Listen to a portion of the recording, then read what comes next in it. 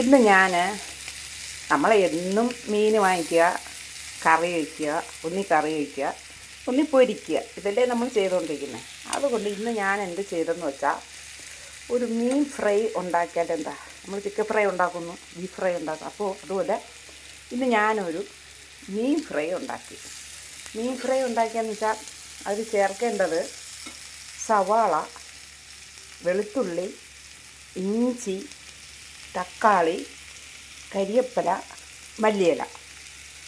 മല്ലിയില വേണമെന്നില്ല, വേണമെന്നുള്ളവർക്ക് ടേസ്റ്റ് ഇഷ്ടമുള്ളവർക്ക് മല്ലിയില ഇടാം. ഇത് ഇത്രയും കൂടെ കരിവേപ്പില ഇട്ടു നല്ല രീതിയിൽ ഒന്ന് വഴറ്റിയെടുക്കുക.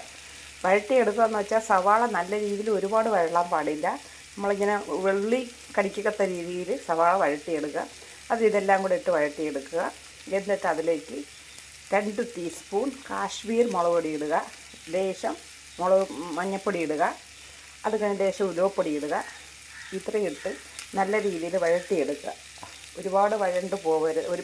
ഈ അരപ്പിൻ്റെ പച്ചമണം മാറുന്നത് വരെ വഴറ്റിയെടുക്കുക.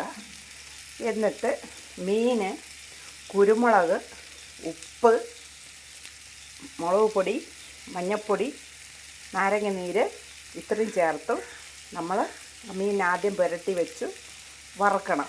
മീൻ വറുത്ത് മാറ്റി വെച്ചിട്ട് വേണം ഈ കൂട്ടെല്ലാം കൂടെ ചേർത്ത് എന്നിട്ട് ഇത് മിക്സ് ചെയ്തെടുക്കുമ്പം പ്രത്യേകം ശ്രദ്ധിക്കണം, മീൻ പൊടിയാതെ വറുത്തെടുക്കണം. മീൻ പൊടിഞ്ഞു പോയാൽ കൊള്ളത്തില്ല, പൊടിയാതെ വറുത്തെടുക്കണം. എന്നിട്ട് അതിന് ഈ പരുവാക്കിയിട്ട് പിന്നെ വേണമെങ്കിൽ എന്നിട്ട് എടുത്ത് ഒരു നല്ല 2 വാഴയില എടുക്കുക. വാഴയിലക്കകത്ത് ഇത് കോരി വെച്ച് നല്ല രീതിയിൽ വാഴയില പൊടിഞ്ഞ് കെട്ടി കുക്കറിനകത്ത് ലേശം എണ്ണ ഒഴിച്ച് കുക്കറിനകത്ത് വയ്ക്കുക. കുക്കറിനകത്ത് വെച്ച് കുക്കറിൻ്റെ അടപ്പ് അടച്ച് വയ്ക്കുക. പ്രത്യേകം ശ്രദ്ധിക്കുക, വെയിറ്റ് ഇടരുത്. ചെറിയ തീയിൽ വെച്ച് ആ ആവിയിലിരുന്ന് ചെറുതായിട്ട് ഇതിലെ എണ്ണയും ഉപ്പും സവാള ഉള്ളിയുടെ നീരും എല്ലാം ഇറങ്ങി ഇതൊരു ചെറിയൊരു മയം പോലെ പുരണ്ട് വരും. എന്നിട്ട് കഴിക്കുക. സൂപ്പറാണ്. നിങ്ങൾ ഉണ്ടാക്കി കഴിച്ചു നോക്കുക. അടിപൊളിയാണ്. നമ്മൾ എന്നും മീൻ വറുത്തത് മീൻ കറിയെ ഒഴിവാക്കിയിട്ട് ഇത് വെച്ച് ഒരു നേരം കഴിച്ചു നോക്കിയേ. ഇത് പക്ഷേ കഷ്ണം മീനുകൾക്ക് മാത്രമേ ടേസ്റ്റ് ഉള്ളൂ കേട്ടോ. അതിന് വേണ്ടത് ഒന്നി നെമ്മീൻ, അല്ലെങ്കിൽ പാര, അല്ലെങ്കിൽ വെള്ള ചൂര, ഇത്രയും ഉള്ള മീനായിരിക്കണം. അതാണെങ്കിലേ കൊള്ളാവും കേട്ടോ. മെയിനായിട്ട് നെമ്മീനാണ് ഏറ്റവും ടേസ്റ്റ് കൂടുതൽ.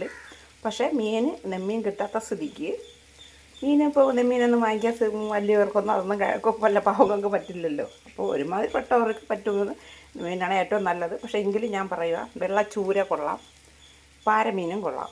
സൂപ്പർ ടേസ്റ്റാണ്.